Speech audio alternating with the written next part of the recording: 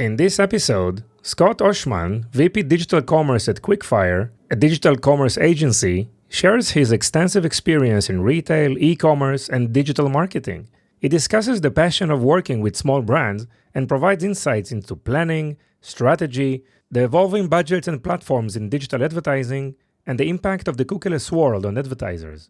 We've discussed the rise of retail media, the importance of creative in advertising, and the influence of organic content on the success of paid campaigns. We've explored the rise of social commerce and its potential to revolutionize online shopping and the importance of focusing on the fundamentals of marketing in the fast-paced digital age. Join us for another insightful episode about digital commerce and advertising.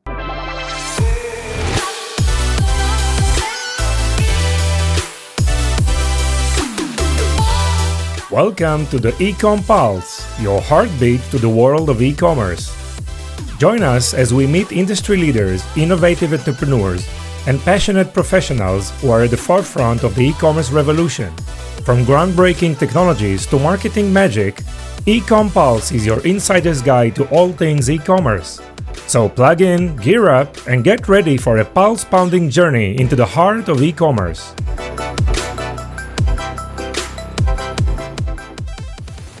Hi everybody, welcome to another episode of the Ecom Pulse podcast. I'm your host, Eitan Koter, and today I'm super excited to host Scott Ohsman, VP Digital Commerce at Quickfire. Scott, how are you? Welcome to the show. Doing great, Eitan. Great to. We'll talk hoops later, but that was glad to be here. Yes, it's a pleasure having you here. I mean, I see your activities all over. Super excited to have you here. And so, Scott, let's start, with your story. Everyone has a story. And you can start, whenever you want, right? I mean, you're in the business for many, many years. We would love to know your background.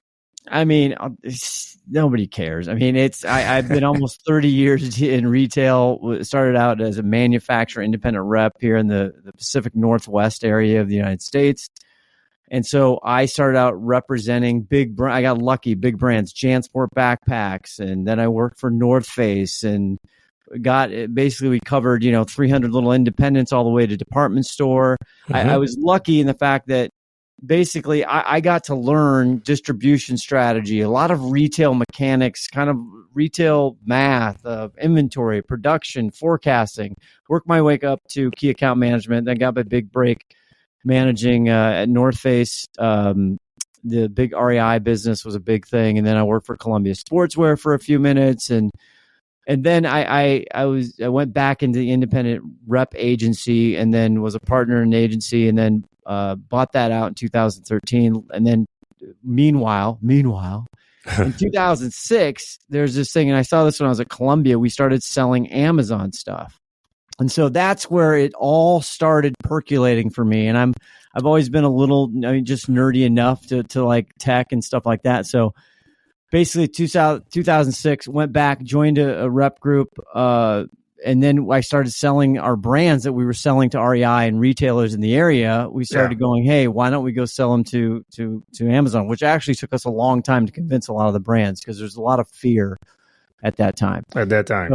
Yeah, at that time, I mean, Amazon was nobody wanted to go. And they were all, I don't want to sell Amazon at that time because then I'm going to lose my REI business. I'm going to lose my Nordstrom business. I'm going to lose my whatever the case is. Yeah. But the beauty of that experience, Eitan, was it was kind of like my MBA. I got to understand independent specialty retail. I mean, we called on so many different channels of trade, like you name it, general merchandisers, specialty running, specialty shoe.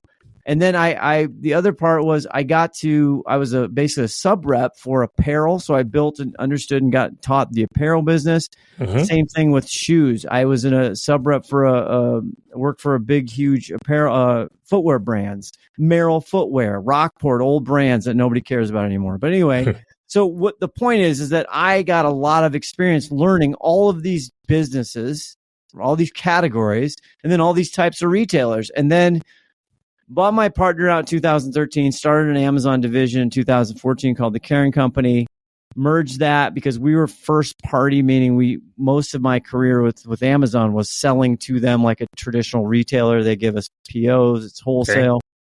So anyway, and I knew this whole third party marketplace thing was gonna get busy. So I knew in 2013 I started going to some conferences. I'm like, I got to educate myself on this because they were a pain in the butt, to be honest, at the time. But then I merged with the Buy Box Experts in 2018. I tried a bunch of tech stuff. Eitan, you and I could go. I mean, I spent a lot of money and lost a lot of money. But anyway, my blueprint was good. It was just my timing was off. But to round this corner, to bring it home, merge with Buy Box Experts, and we merge again, blah, blah, blah, blah, blah. I left them in 2019. I was doing contract work for Quickfire before all of this. Okay. Left in 2020, became VP Digital Commerce for Quickfire in 2020. Buy Box actually was eventually sold. I had a minor, teeny tiny bit of it, which I'm grateful for. They sold to Spreetail in May of 21. And so I brought really an Amazon practice to Quickfire, but Quickfire does social media management, influencer content management, SEM, paid search, paid social. So what I love about it, which I miss being the Amazon person only, I like how it all works together. Yeah. So that's what we do at Quickfire. I'm still driving and handling a lot of, we do small, medium startups to small, medium, mid-cap kind of companies. And so that's my story, I guess. Yes, for me, it's interesting. Almost 30 years. Go ahead. In your place of your career, I mean, you can do so many things, right? And you're so energetic and passionate about, all the things that you do there in Quickfire. And I'd love to ask you, I mean, what triggers you? I mean, what's so exciting, about what you're doing? I mean, you said it brings it all up together, obviously, but what's more? Why you're so passionate about this business? Because I love the small brands. I've always worked, I've worked for the big brands. Okay. And the small and challenger brands, they got to be gritty. They don't have a ton of money. They got to be scrappy. So yes, I just like to see that now we can correlate. We can do things on social media paid to drive an impact in Amazon or their D2C business, right? Using Shopify or what have you. Using, which is your business, video. And we've talked about that shoppability through video. Correct. I'm fascinated by the tech. I'm fascinated by, again, Google and the paid search, all the different AI products that are coming out, all the different technologies they're using to try and perfect the sauce of audience making. Since the Apple thing in 2021, right? Everybody's been like, screaming for first party data. So I like how we can take brands and we can use budgets and shift them, and we can look at their businesses and kind of be stewards of the P&L and figure out how do we drive the biggest bang for the buck. Sure. So that's what I like about it. All the things, and the creative aspect adds to it. Exactly. Interesting. We'll talk about that. So obviously there is a first phase, maybe a planning or a strategy session that needs to be. You need to understand the business, right? And so I would love to know, like a typical, like your, best case scenario in terms of a real process with a new, small business. What will be the ideal step in terms of, planning, budgeting, analyzing, giving some recommendation? Then we talk about creatives, maybe. Yeah, as far as looking at the overall, what are they trying to achieve? Honestly, I mean, this is how I talk real. How do they have any capital? Like, cash is king. Cash flow runs everything. So how much do they have? And then I try and look at, okay, so their percentage of spend in marketing, overall marketing, what are they doing? What's working, what's not working? Yep. And then where do we think we can drive the biggest return on that spend over a long period of time, or short or long period of time? And then what's their sales channels, right? What's their product segmentation? What's their average order value? A lot of manufacturers and brands, they sell a lot of these small value things, and then they cry because they're not making any money because they're either predominantly an e-commerce direct to consumer, or they have Amazon or what have you. So I spent so many years running my own business and looking over financials and learned at it. A lot of my process is I just try to get a sense of financially, where are they? And so many brands, God bless it, Eitan, they spend so much money on stuff that they shouldn't be spending money on. So I try to look at that, and then I break it down to the fundamental of, okay, let's start here. here's an expectation that's realistic, and let's go build out a plan of where we're going to do it. And then when we're going, we might move money from Google's social paid. We might see where we're getting the biggest bang. Yes. And obviously you try to evolve, based on data like ROAS performance, right? And then probably increase budget, right? This is usually how it goes, correct? Yeah, it depends, disclaimers for everything, right? It's Sure. if they have a specific category, if they have a specific competitive set is critical to this, right? Because everybody reads the stuff and they get excited about TikTok, they get excited about all this other stuff, but they don't understand that there are no tricks out there. There are no just whiz bang magic wands. Yeah. So getting them a foundation is really the kind of the start of the process, and then go, okay, what does our return on ad spend need to be in this particular channel, in this platform, for us to actually make it make sense? Or, hey, you know what? It's going to be low for this period of time, but you know what? If we stay with it and are disciplined, it's going to come back. So obviously you need to have a kind of a longer term view, right? And need to have someone that you can trust. There is a lot of strategy here. So there is any like analysis or specific things that are related to the niche that you're working with, or is just the same processes all over? Yeah, it's pretty much the same processes, because when you look in different businesses, like I said, different subsets of competitors or price points, or really about the thing I loved about my experience is the old distribution channel, right? So you first have to get a sense of the brand. Where do they sell? And do they have control of the supply? Yeah. So I have, an old guy taught me long ago, if you control supply, you control the channel. This is before the internet. It's way before the internet. The internet wasn't even an idea. Nice. Because back then, we had different retailers. We had major national retailers, regional Costco. We sold Costco for over 15 years off and on. Yes. That keep feeding them effectively. That's it. Yeah. So, but do you control supply so you can actually take control of different channels? Sure. And a lot of people, it sounds easy, but it's really hard to execute, extraordinarily hard. So with the price matching and repricing tools and all of the different things that the world is, this gets really confusing and complex for brands that they just have a great idea. They have a great product market fit, and they just want to sell stuff. Yes. And obviously things are getting more complicated now with all the various shops and TikTok and Facebook and Instagram and Pinterest and Amazon and marketplaces and social commerce, right? Again, fulfillment challenges, checkouts, it's all big, complex, and even getting more and more complicated, right? It is. So my job, one of our jobs, is to try to be the translator, try to basically take all of that noise and all these little strings and go, you know what? That one's fun. That one's cool. Well, let's put that over here for a second. Yeah. It seems like, a lot of brands, they are working on, like, there's this trend now, let's do that, right? But hey, stop. Let's think about it for a second. Let's analyze it, right? You want to bring them, like, going back to the basics, right? And try to analyze things in a much more structured way. Nobody wants to hear the truth. And I'm the same way, right? It's a human nature, you say. It's human nature. We all have to compare ourselves, to you got to keep up with the Joneses, as the cliche is, or whatever.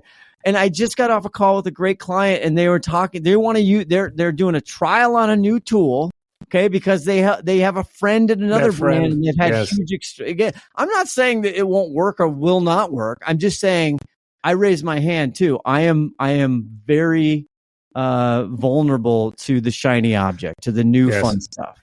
Yes. So you work with Amazon, obviously, with Amazon Ads, right? You do also, the Meta group, correct? Google, yep, right? Any feedbacks or insights, on these various platforms, for 2024? How do you see them, evolve? Yes. Okay. So the same principles apply to digital advertising. It has since the dawn of digital advertising. Okay, go watch an old thing of Mad Men, which before digital advertising actually still plays.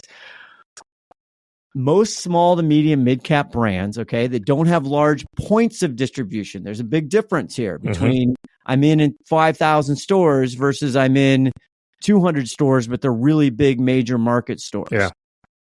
So digital advertising, I always talk about it, again, shameless plug for Always Off Brand, but our podcast about there's two streets. And the principles I think are so important, and they are missed 100 times a day. You either pick a profit one, and this is the truth that nobody wants to hear, and I don't blame them. When you're a small to mid brand, Eitan, and you don't have 5, 15, 20,000 doors, okay? Sure. You can't afford to go buy traffic, which is the other street, the street of sales. I want sales because you know what? That costs a fortune.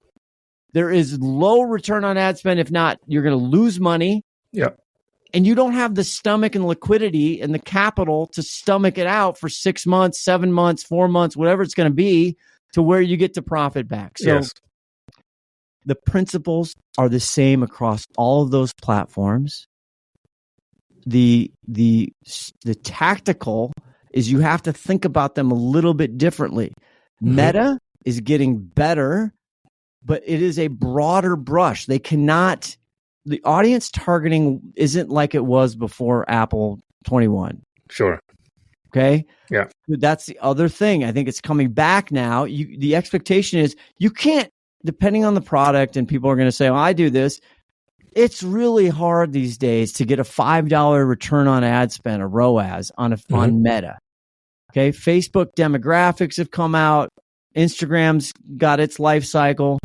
Yep. So we used to just get huge return, high conversion, and it's just you have to set the expectation low. Does that make sense on Meta? Of course. But they're getting better, and they've got some new AI tools. They're not new, actually. It's machine learning that they're AI. They're not generative AI. They're AI that they've had, that they're getting better at actually getting more targeted audiences and actually improving the campaign structures and doing that. So there's hope there for Meta. And if I don't know what this means totally, but their quote unquote partnership with Amazon, where they're able to put Amazon ads on Facebook and on Instagram on Meta, that's interesting. Interesting. Yeah. Where that's going to go, because Meta's problem is they don't have first party data. Yeah. Correct. That's the weakness. Amazon's problem is they don't have social commerce. So, Google, if I can finish my answer on that, I am fascinated by the paid search on Google, because they have this Performance Max, this PMax, which I think is for bang for your buck as far as non-branded, right? This is, we're trying to bring in people to the party, buy traffic. Yeah. I think it's spectacular. Okay. I think it is for the bang for the buck, right? For these brands who don't have distribution, nobody knows them. You can kind of make a little meal. You can carve it out. Yeah. Yeah. And then Amazon is a juggernaut, and it's the same principles apply, but they are just every week coming out with new ad types, new tech, and they're really democratizing big spends of demand side platform and retargeting. And so that's exciting. Now, how all is this going to work with social? And again, I'm excited for TikTok to get their crap together, because advertising there is still a hot mess from a brand side. Yeah. But that has huge potential. Did I answer? Well. That was such a long. God. No, I mean, it's an interesting. Myself, Eitan. That was so long. I mean, good question. I think maybe excellent question, and you get an amazing response. So I think it's been great. So you mentioned Apple 2021, right? So we are now in a cookieless world. What's changed? I mean, this is, again, in my opinion, this is all marketing buzz nonsense. Yeah. Okay. It's only third-party tools and the cookieless. People have been seeing this coming on. Again, we look to Europe and we look to the international market. They've actually figured this out way faster than the U.S. because the U.S. just wants to chase $1. We don't want level playing fields here. We don't care about that. So I believe the cookieless is going to be way less impact and dramatic as people are trying to do it. And there's a lot of software companies, shout out to them. Maybe you're doing it, and I don't know if I'm being a Debbie Downer to you for Vimy, but a lot of tools are trying to market to brands and say, listen, we've got the solution to basically, figure out the workaround for this cookieless thing. And I think it's something, but I don't think it's going to be as dramatic as everyone thinks. Got it. So you say that this whole event is not that dramatic, right? And obviously, we try to, push video and shoppable video. Video gives a lot of knowledge, right, about customers because the behavior is a little bit different. There's also engagement. You're chatting, you're clicking on things, and gives you more type of information. But then you see, the growth of retail media, right? I mean, those online retailers, they have first-party data, and it's very, very interesting for brands. And how do you see budgets, evolving over there? I mean, it's, I guess you can agree this is a big, big, big thing, right? With retail media. It's massive. Yeah, massive. I mean, Amazon and Walmart are the two that most budgets are moving towards off traditional trade and other things.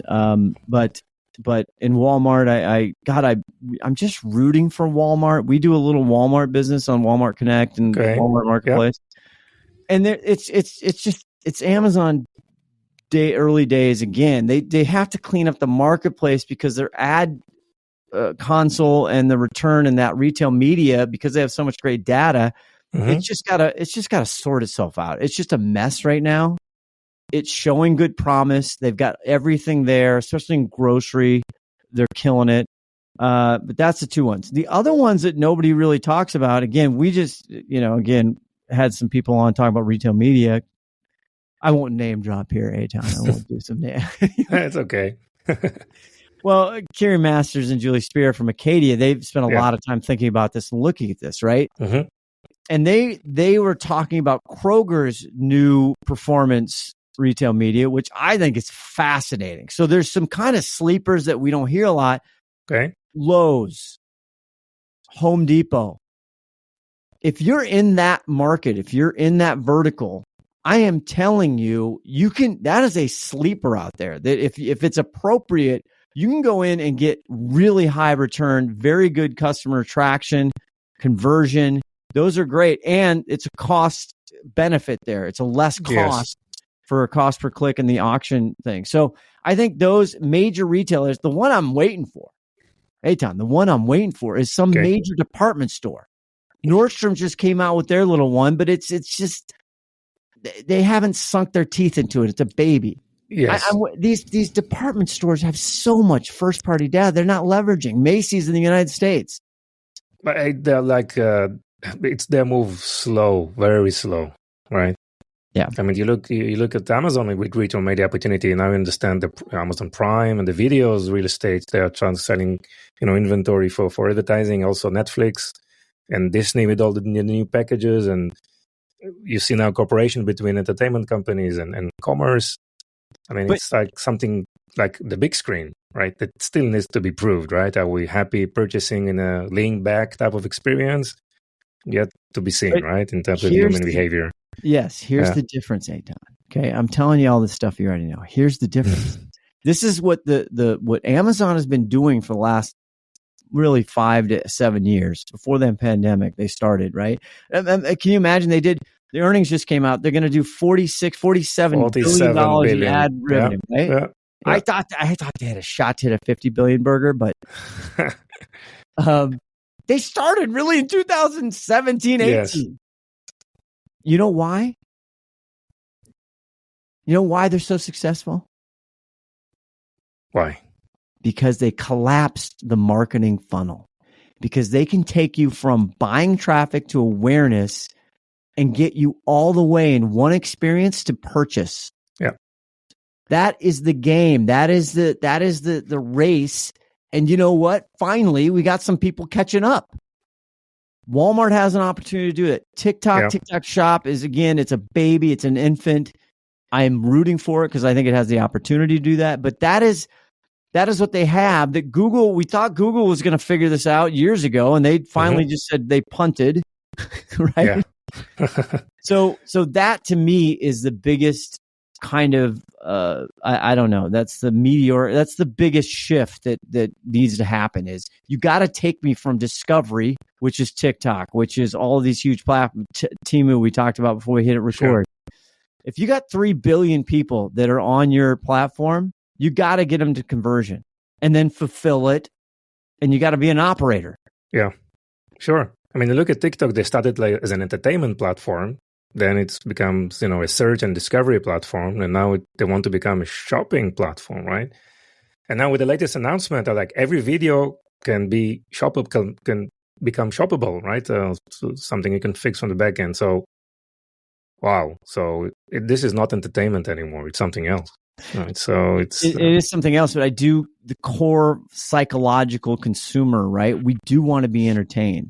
Sure. And I've been wrong, right? I was saying 2 years ago, I thought live stream, I just thought it would just gain more adoption than it has over the years. I still think if it's done right, but again, it's got to be that the TikTok platform, or they've got to figure it out, right? Instagram tried it, Facebook tried it, and then they said, you know what, we can't figure it out. No, it's still complex. It's a very, intensive, the production of these events. You need to create a lot of build-up, also marketing those events, and it needs to have the right products.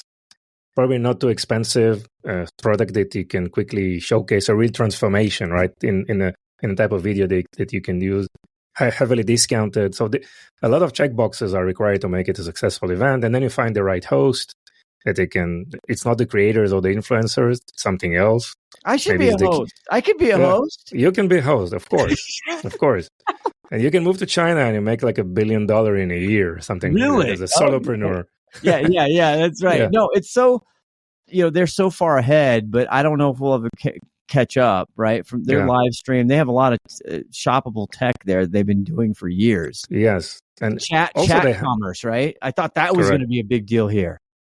No, and I think over there they have this like like the super apps, right? Which makes complete difference. Like here we have, we have Twitch and we have Snap and we have, Instagram and we have Facebook and we have TikTok and I mean and then we have Pinterest and more and it's like all these, communities, right? That you need to think about.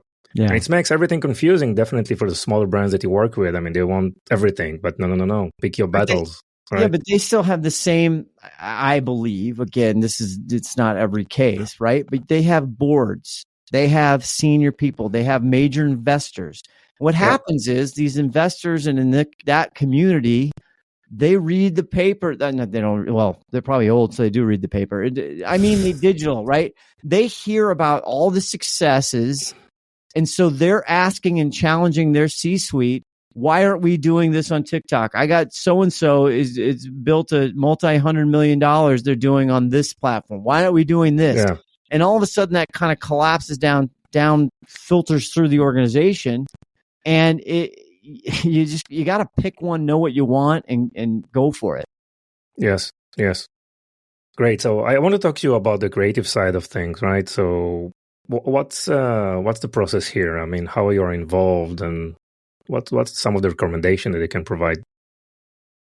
I mean, this is you just talked about, right? There's if you do a live stream, if you want to convert purchases off video, which we saw a really interesting test. It's not brand new, but Amazon's Thursday Night Football, and their Thanksgiving in the U.S., their Thanksgiving Day football, right? Black Friday football. Mm-hmm. I'll get to it. They had the QR code when you buy stuff off your television. Okay. I think that's actually got some legs in various screen formats.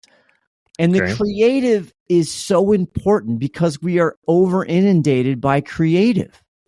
So I think the consumer is actually getting more, I don't know. They're getting smarter with good creative and not good creative. Mm-hmm. I think they're getting more picky. Okay, so that is the creative is so critical, but like everything, we can overthink the creative. And what we run into a lot is people overcreate. They have like, oh, we got to have, I need this creative for this date. I got a creative for that date. Well, the machines don't like that. The ad tech doesn't like that. Yeah. So I think it's very critical that you focus and you make sure which creative is, find what's working. I love A/B testing if it's possible. Okay. And once you hit good creative, you drive it. Depending if you have a repeat purchaser or everybody's new. Okay. There are some scenarios that video works better than picture or text that you can identify, or there's...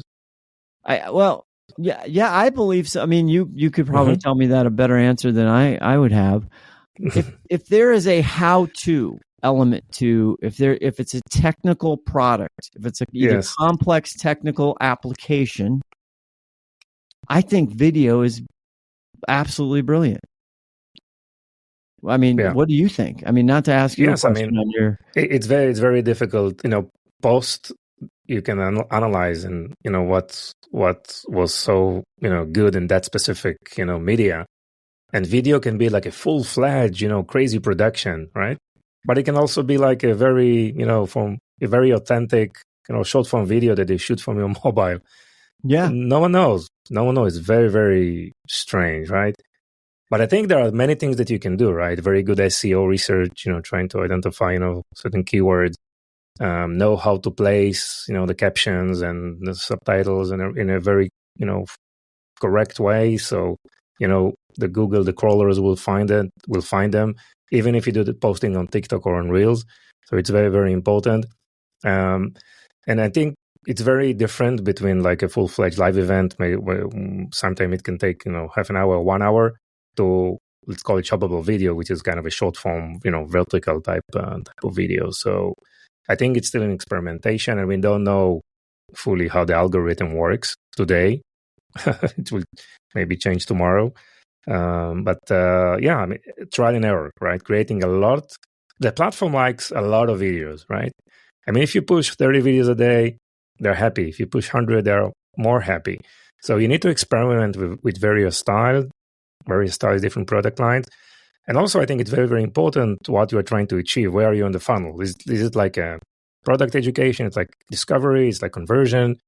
I think more and more people are less patient, so they go directly to conversions, and there's some steps that you need to put in place, before. So it's really, interesting, and this is probably the best, the best part of the business, trying to, be a creative, mindset, and try to attach creative to budget. Right. And so what is there a time? I get at, how long is this video supposed to be? Is there time? Best practices? Is it 15 seconds? Is it 30? Is this, what's too long? What's too short? I mean, it's very difficult to convert in 15 seconds, right? So it's, and again, it's all dependent on the presenter as well, right? Like up to 30 seconds, I think should be the majority of the videos. Sometimes we do it like longer. Because we know people will stay. There is some special, presenter, or there's some special products or special announcement. So people will stay for longer, like another 20 seconds. This is what we are referring to. So it really depends. If it's a product no one knows, a presenter no one knows, but it's done in a very authentic and, charismatic way, then, we will aim for around 30 seconds. And if there is some traction, that we will try to expand it a little bit, because we understand it's improved conversion. So it's like a trial and error, and always be agile, to quickly create the next video and the next video. And these videos you can create very, very fast. Right? It's not something that takes a lot of time. That's what I think is fun and interesting. Yeah, that's really interesting. It's a good bot to me. I have good bots and bad bots. That's a good bot. Yes, that's a good bot. Yeah. But I will say this, and I'm probably wrong, whatever. People, like I said, people want to be entertained. If you engage somebody, it is remarkable. Look at the average engagement time on TikTok. It's higher than YouTube. It's flabbergasting, right? I mean, it's just unbelievable, because they're entertained. They're engaged. Correct. It's a compelling story, character, personality. Yeah, I think the if TikTok algorithm. See you later. I mean, with TikTok, I mean, the algorithm just keep you in the platform. They are like, so advanced compared to the others in terms of the way the algorithm works, which is really key differentiator. I wanted to ask you about, paid versus organic, right? Do you see any influence on the success of the paid campaigns if the brand is creating, some exciting, post or, some organic video? There is any influence on the success of paid media campaigns? Unfortunately, the answer in my experience is yes. Okay. Wow, interesting. Okay. Please share more. Well, I mean, we used to do organic. We were almost trying to get out of organic because having a third-party agency do your organic for your company and your brand is just so difficult. Sure. To be consistent. And so we shy away from that. Honestly, we try to charge more money than it's worth. So it's now your customer service. It's just so much. But we've done this, and I've seen this. The minute the organic just kind of stops, or it's so intermittent, it affects your paid. Wow. It can affect your paid because if you have, I'm telling you, Eitan, you know this better than anybody. Digital machines, the ones and zeros, it likes a widget that never changes, or if it does, it's capturing traffic, it's conversion, it's engagement, whatever the metric, the KPI is. So if one is all on and then it's off forever, but you have the paid going, great. You're going to see some success, and that's going to drive whatever. Yes. But man, if you have organic going and its cadence is correct, and actually it's matched up with either messaging, promotion, call to action, those things, and they're side by side, oh my God, then you see a greater outcome. But very tough to do. Very tough to do. But, everyone creates, inbound content today, right? Because of OpenAI and ChatGPT. I read that in the last year, since ChatGPT was introduced, we created more content than the entire year since the internet started. Wow. Right? Just in 1 year. Wow. So we have like an overflow of content, right? And it's really poor quality of content. And I think, the platform are smart to identify true original content with real value. So there's definitely the issue of quantity versus quality, right? Maybe they found a cheap way to create content in a massive scale, but it's like very poor in quality, and there is no way for it to help in any other way. Maybe it's just the other way around. Maybe it's more negative impact on everything that you try to do. So it's interesting. Yeah, it is. But to your point, right? And we've seen this and we've played this out. TikTok, we've talked about TikTok, right? Because it's so engaging. It's incredible, their engagement rates and the time. We also seen, which makes sense if you think about it, right?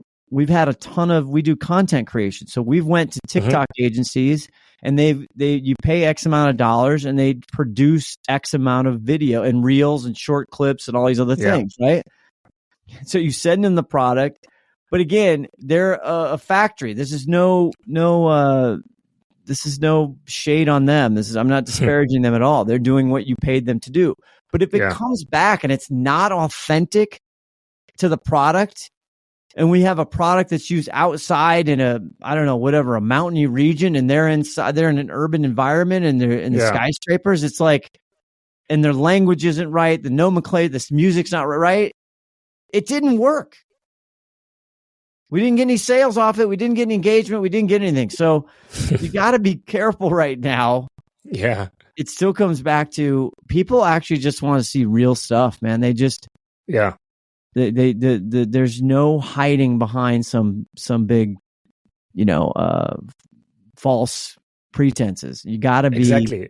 Yeah. Yeah. These platforms are so good to identify the really good stuff, right? Yes. It's really I mean, it's working, and it's you see, and if it's trending and if it's viral, something is happening there. There is something, and the speed that these trends are changing It used to be like a trend every quarter. Now it's trend every week, right? It's like it's changing all the time. You cannot follow all these trends. You need to be, you need to have a strategy. You need to be consistent. So I want to talk to you about social commerce. I mean, like the numbers are like going to be like crazy. I hear like $6 billion just in the US in 5 years from now, much bigger than any of the online business in social. So what are your thoughts on social commerce? How do you see this evolving in terms of, brands starting to sell outside of their own online shop? And I see also a trend of a lot of new brands just building new businesses without an online platform, just doing this on social. And this is like mimicking or just copying things that we see in Asia right now. Yes. So still, advertising versus social commerce. Obviously, the advertising budgets are massively higher, obviously, than social commerce, but this is going to change quite dramatically in the following years. Yeah, I have been sitting here, Eitan, for many years, waiting for social commerce to just pop, for somebody to figure out, like I said, perfect the sauce on connect, like collapsing the funnel. It's the same thing. You're taking to discovery, whatever. Yes, and consumers don't really get, I'm into the business. I have a 24 and 26-year-old daughters, right? And so when they're going shopping on Instagram, they don't really, technically, they're still within the walled garden, as they say, when Instagram. Yeah. The consumer, my wife, they don't care. They don't know, and they don't care, right? Yeah. But the nerds like me are going, wait, I can't track attribution. I want to know if you go out of that into this app or into my website. I can't, you know what I'm saying? Yeah. So I think the consumer already is doing social commerce. I just think the people in the industry don't know how to measure it yet as well. Okay. I don't know. Does that make sense? Yes. I mean, I'm looking at the data, right? I'm like social commerce business volume, right? Versus ad spend, like market share. So it's crazy. Like in China, the social commerce is like triple in size than overall advertising spend. Over US is like the other way around. Like, US is like maybe 10% social commerce, 90% advertising, right? And if we are, copying the trends from China, then we see where is it going. I mean, it's like a mega. When we talk about retail media, this is maybe bigger than the retail media opportunity. It's like I agree crazy. With you. I agree because the limitation of capacity on retail media is real estate. Yes. There's only so much space on a screen, right? It's right. It's limited. We've already seen this. Sure.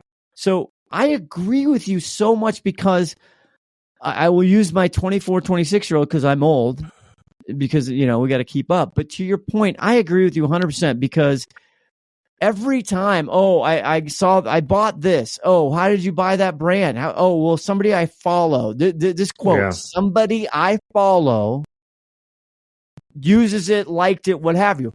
Did they buy it from that post? No. They saw the brand. They had to go out of the platform, out of Instagram, out of wherever they saw it, that influence, that somebody I follow. And then they had to go figure out. Now, the choice is, do they buy it on Amazon? A lot of people go there. Where they bought it from is a whole nother shopping cart conversion thing, which is what China has done that we just in the United States specifically have not figured out. And it's hard. This is my whole thing with TikTok Shop. Yeah. You got to tell me how the shopping cart, the operational, the fulfillment's going to work. Because if you're going to if I'm going to buy something, make it easy and then collapse that funnel, you got to deliver. Sure. So I am with you on that all the way. Yeah. And I think I'm surprised somebody hasn't figured it out already as fast as. No, I mean, I saw that like in 2023, 100 million, US citizens already purchased on social. And this number is increasing, in staggering rates. Social commerce is not just buying on social. It's buying because your social network purchased that product. Correct. But see, right? So you are influenced also by your friends, right? But CFOs don't like that, Eitan. CFOs can't that doesn't show up on a spreadsheet because it's hard. And of course, you got a ton of people on our podcast and you have, everybody is. there are such smart people that are trying to connect these attribution dots. And the fact that they're playing better together from an Amazon, a Walmart, and a Meta, and a TikTok, all these big, huge, right? These massive demands. The fact that they're playing nicer together and opening the world, this is a good sign because the attribution scientists will figure this out. Yes. Yes, interesting. And attribution, I think, is another big topic, maybe for the next episode. Let's move for the fun part. I know you're doing so many things, beside having fun all day long, right? Doing work. Tell us something that most people don't know about you. Let me share with us some interesting thing that you do. Yes, fun facts, Scotty O, fun facts. I have been the announcer for the Seattle Marathon for 11 years. Wow. So I am the star. I'm the guy on the mic. I am the host. I'm the guy at the start line and the guy at the finish line. Yep. Wow. Yep. I do 12 to 15 races a year, 5Ks, half marathons. I got one this Sunday for the Super Bowl in the morning. Mm-hmm. So I do that. The other thing that people probably don't know is I've done over 500 plus sporting events as a play-by-play announcer on a streaming platform we have up here in the North Puget Sound, Seattle area called STSBN for 13 years. Mm-hmm. So we do high school basketball, high school football, we do baseball, we've done lacrosse, we do a bunch of sports. And so I do play-by-play for that. And that's what probably people don't realize. Amazing. Thank you for sharing that. It's really, really interesting. I think this whole episode was great. You know why? I think it was great because we didn't speak about AI. God, where's my paddle? Yes. It's like a must, but I think we went back to basics, right? Talk about the real stuff. What you need to do to succeed, right? Today, right, in 2024. So I really enjoyed it. I couldn't agree with you. Thank you so much. Anything you want to add? No, I've been doing the same thing for a very long time, in a sense, mm-hmm. right? I've been, but because of all the changes, because it's so fast, because I'm fascinated with how the dots connect and the wires connect, I'm still having a good time. And I'm still challenged. I still can't figure a bunch of stuff out, but that's why I love meeting people like you. Thank you so much for having me. And I think we're in for a fun, and the generational shifts that are happening in certain countries is also a major, going to have a huge impact. Yes. We feel your passion. We feel you're super excited, and it's helping us all increase our capacity and our performance. So thank you so much, Scott. It was really a pleasure. Wish you a great year and talk to you soon. Absolutely. We'll talk soon. Thanks. Bye-bye. Thank you for joining us on this episode. Your support means the world to us. If today's episode has been insightful for you, consider sharing it with someone who would also benefit. Even one share can make a big difference. Looking to elevate your e-commerce game? Discover Vimy, a multi-channel e-commerce platform that will transform your business with the power of shoppable video. Visit us at vimy.net to learn more. It's Vimy, VIMMI.net. Thank you for being part of our journey. Stay tuned for more invaluable insights in our next episode.